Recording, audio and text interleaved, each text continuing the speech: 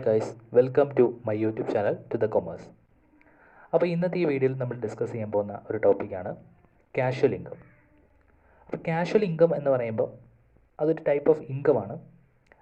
അപ്പം ഈ ഇൻകം നമ്മൾ ഇൻകം ടാക്സുമായി ബന്ധപ്പെട്ട് റിലേറ്റ് ചെയ്തൊരു ടോപ്പിക്കാണ്. അപ്പോൾ അതിനു മുമ്പ് നമ്മൾ ഇൻകം ടാക്സിൽ ബേസിക് ആയിട്ട് അറിഞ്ഞിരിക്കേണ്ട കുറച്ച് ഇൻകം അല്ലെങ്കിൽ ഇൻകത്തിൻ്റെ സോഴ്സുകൾ. പല രീതിയിൽ ഇൻകം വരാം.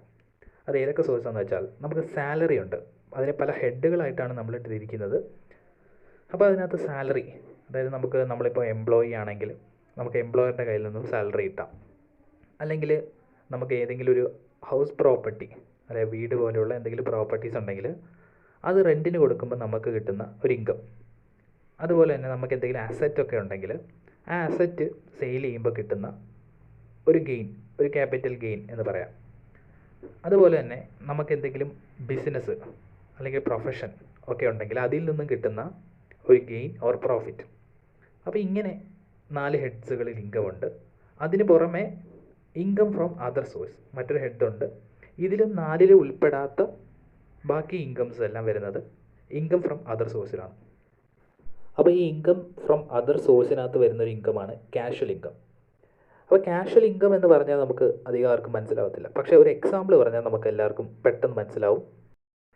അപ്പോൾ ഈ കാഷ്വൽ ഇൻകത്തിനകത്ത് വരുന്നൊരു എക്സാമ്പിളാണ് ലോട്ടറി. ഈ ലോട്ടറിയൊക്കെ നമ്മൾ ലോട്ടറി അടിച്ചു കഴിഞ്ഞാൽ ആ കിട്ടുന്ന ഇൻകം നമുക്ക് ഒരു ടൈപ്പ് ഓഫ് ഇൻകം ആണല്ലോ. അപ്പോൾ അതിനെ നമുക്ക് കാഷ്വൽ ഇൻകത്തിനകത്താണ് ഉൾപ്പെടുത്തുന്നത്. Casual income means income in the nature of winning from lotteries, crossword puzzles, race include horse race, card games and other games of any sort, gambling, betting etcetera. ഇപ്പോൾ casual income എന്ന് പറഞ്ഞു കഴിഞ്ഞാൽ ഈ പറയുന്ന ഇൻകങ്ങളൊക്കെ casual ഇൻകത്തിനകത്ത് വരും. അതായത് ഇപ്പം നമുക്ക് ലോട്ടറി അടിച്ചു, അപ്പോൾ ലോട്ടറിയിൽ നിന്ന് കിട്ടുന്ന ഇൻകം. അതുപോലെ തന്നെ ക്രോസ് വേർഡ് പസിൽസ്, അതുപോലെ ഈ ഹോഴ്സിനെയൊക്കെ കൊണ്ട് നടത്തുന്ന മറ്റ് റേസിങ്ങുകളൊക്കെ, അപ്പോൾ അതിൽ നിന്ന് ഇൻകം കിട്ടുവാണെങ്കിൽ, ഇപ്പോൾ കാർഡ് ഗെയിംസുകൾ, അപ്പോൾ അത് കളിച്ച് ബെറ്റ് ചെയ്ത് കിട്ടുന്നത്, ഗാംബ്ലിംഗ്, അതുപോലെ തന്നെ TV ഷോസുകൾ, അതിൽ നിന്നൊക്കെ വിൻ ചെയ്യുകയാണെങ്കിൽ നമുക്ക് കിട്ടുന്ന ഇൻകവും ഈ പറയുന്ന കാഷ്വൽ ഇൻകത്തിനകത്ത് വരും. നോർമലി നമുക്ക് ടാക്സ് അടയ്ക്കണം അല്ലേ? ഇൻകം ടാക്സിൻ്റെ ആക്ട് പ്രകാരം നമ്മൾ ഈ പറയുന്ന ഇൻകങ്ങൾക്കെല്ലാം ടാക്സ് അടയ്ക്കണം. ഗവൺമെൻറ്റിന് കിട്ടുന്ന ഒരു റവന്യൂ ആണല്ലോ. അപ്പോൾ എന്തായാലും ടാക്സ് അടയ്ക്കണം. ഈ ഇൻകവും ടാക്സബിളാണ്. അപ്പം നമുക്കറിയാം, നമ്മൾ എക്സാമ്പിൾ പറയുമ്പോൾ ലോട്ടറി എടുത്തു കഴിഞ്ഞാൽ, ഇപ്പോൾ 1 കോടി ലോട്ടറി അടിച്ചു കഴിഞ്ഞാൽ നമുക്ക് ആ 1 കോടിയും കിട്ടത്തില്ല. അപ്പോൾ അതിൽ നിന്ന് ടാക്സുകൾ പോയതിന് ശേഷമായിരിക്കും നമുക്ക് എന്ത് ചെയ്യുന്നത്, ബാക്കി നമുക്ക് എന്തെങ്കിലും ഉണ്ടെങ്കിൽ കിട്ടുന്നത്. അപ്പം നോർമലി നമുക്ക് ഇപ്പോൾ 1 കോടിയുടെ ലോട്ടറി അടിച്ചാൽ നമുക്ക് ആ 1 കോടിയും കിട്ടത്തില്ല. അതിൻ്റെ 30%, അതൊരു ഫ്ലാറ്റ് റേറ്റ് ആണ്. ആ 30% എന്തായാലും ഫുള്ളി ടാക്സബിളാണ്.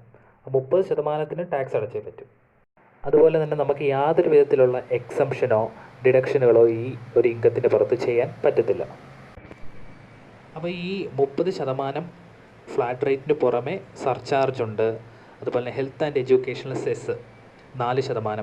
ഇതെല്ലാം കഴിഞ്ഞതിന് ശേഷം ബാക്കിയുള്ള എമൗണ്ട് ആയിരിക്കും നമ്മുടെ കയ്യിൽ ആക്ച്വലി നമുക്ക് കിട്ടുന്നത്.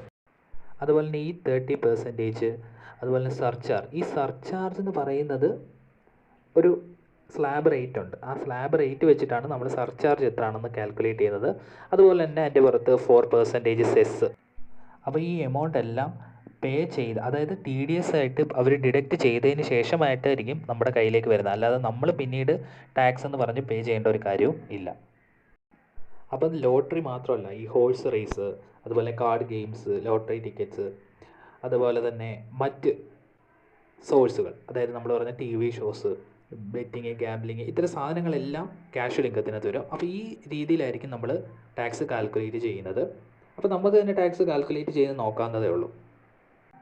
അപ്പോൾ ഇതിനകത്ത് സർചാർജ്, അതുപോലെ തന്നെ ഹെൽത്ത് ആൻഡ് എഡ്യൂക്കേഷണൽ സെസ്, അപ്പോൾ ഇതിനെക്കുറിച്ച് നമ്മൾ ഡീറ്റെയിൽ ആയിട്ടൊരു വീഡിയോ ചെയ്യാം. ഒരു കാൽക്കുലേഷൻ ചെയ്ത് നോക്കാവുന്നതാണ്.